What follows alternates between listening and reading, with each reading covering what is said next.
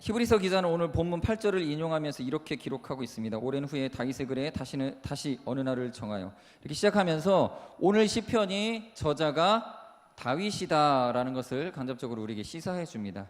그래서 이 1절을 보시면 이제 다윗이 이렇게 고백합니다. 오라, 우리가 여호와께 노래하며 우리의 구원의 반석을 향하여 즐거이 외치자. 오라라고 하는 매우 아주 강력하고 경쾌한 어조로 초청의 말을 시작하고 있습니다. 어디로 오라고 하는 것일까요?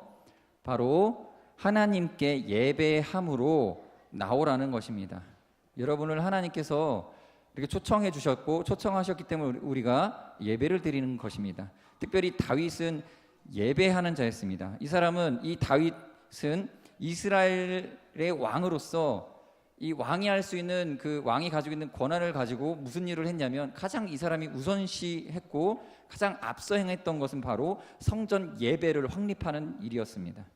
그는 성전을 짓기 이전부터 먼저 예배를 확립시켰습니다. 그렇게 하고 나서 그 다음에 성령으로부터 받은 계시대로 성전과 성전 기구의 도면을 그의 아들인 솔로몬에게 넘겨주어 성전도 짓고 성전 기구도 제작하게 하였습니다. 이와 같은 사실들은 다윗이 얼마나 예배를 사랑하였는가 하는 것을 잘 보여줍니다. 얼마나 예배를 사모했는지.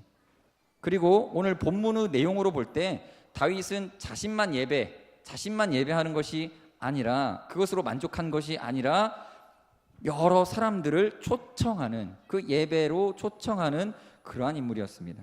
그래서 다윗은 훌륭한 왕이라고 칭송받는 것입니다. 오늘 읽으신 이 본문의 시편을 읽는 불특정 다수를 향해 하나님께 예배함으로 나아가자고 권면하고 있습니다. 우리의 예배는 우리를 구원해 주신 사실에 근거하여 감사함으로 드리는 것입니다. 그러나 단순히 우리를 구원해 주신 사실만을 예배하는 것이어서는 안 됩니다. 우리는 더 나아가서 모든 이들을 구원의 잔치에 참여시키는 그러한 자세로 예배 드려야 됩니다. 그러니까 여러분, 우리가 우리의 예배 가운데 또 다른 누군가를 초청하여 함께 예배를 도모해야 되는 것입니다. 누가 가장 훌륭한 예배자이냐라는 어떠한 이 구분을 지을 때, 어떤 분은 헌금을 많이 내는 부자, 어떤 사람은 노래를 정말 잘 부르는 성가대원, 또는 어떤 사람은 기도를 정말 유창하게 하는 기도 담당자, 그렇게 나눠볼 수 있겠다 이렇게 생각을 할 수도 있습니다. 그들도 마찬가지로 정말 훌륭한 예배자일 수 있습니다. 그러나 하나님 보시기에 가장 아름다운 예배자는 하나님이 기뻐하시는 이 찬양과 감사의 예배의 자리에 다른 이들까지 함께 이끌어 더불어 함께 예배하는 자라고 할 수 있습니다. 그리고 또한 오늘 본문 2절을 보시면 2절엔 이렇게 기록되어져 있습니다. 우리가 감사함으로 그 앞에 나아가며 시를 지어 즐거이 노래하자 라고 말합니다. 다시 말하면 하나님께 예배하되 감사함으로 하자라는 것입니다. 감사. 예배는 감사하며 하는 것입니다. 여러분, 전라도 사람들이 잔치를 하면요, 빠지지 않는 반찬이 하나 있습니다. 그게 무엇인지 아십니까? 다 아시네요. 그걸 어떻게 아셨습니까? 그렇죠. 전라도 사람들이 잔치를 벌이면 홍어가 꼭 들어가요. 빠지지 않는 것이죠. 사실 정말 그렇습니다. 홍어 없으면 이 잔치 별로다, 이 말이 나와요. 그래서 굳이 하기 싫어도 홍어를 꼭 집어 넣습니다. 비싸기도 하고, 이렇게 멀리서 떼우기도 하고, 이렇게 박스채로 이렇게 포장 배달 시켜가지고 날짜 맞춰갖고 갖고 옵니다.